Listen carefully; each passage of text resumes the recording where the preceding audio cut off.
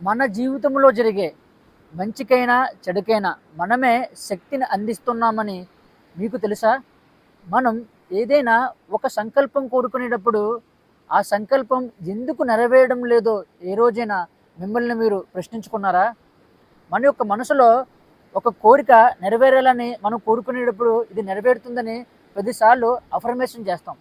కానీ 90% ఈ కోరిక నిజంగా నెరవేరుతుందా? నా వల్ల అవుతుందా? లేదా? అంటూ మనం దాన్ని సందేహించడం వల్ల ఆ యొక్క కోరిక ఎప్పటికీ నెరవేరదు. అలాగే మనలో క్రియేట్ అయ్యే బాధ, భయం, కోపం, అనుమానం అనే ఫీలింగ్స్ వల్ల మనలో నుండి నెగెటివ్ ఎనర్జీ అనేది రిలీజ్ అవుతుంది.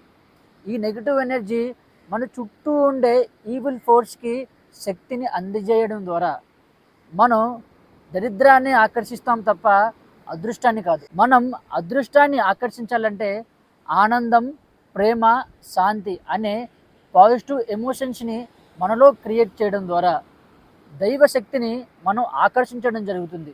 తద్వారా విశ్వం మనం కోరుకునే ప్రతి సంకల్పాన్ని నెరవేరుస్తుంది. నేను చెప్తున్న క్రియాయోగ చక్ర హీలింగ్ క్లాసెస్‌కి మీరు జాయిన్ అవ్వాలనుకుంటే పైనున్న నంబర్‌కి కాంటాక్ట్ అవ్వండి. Thank you.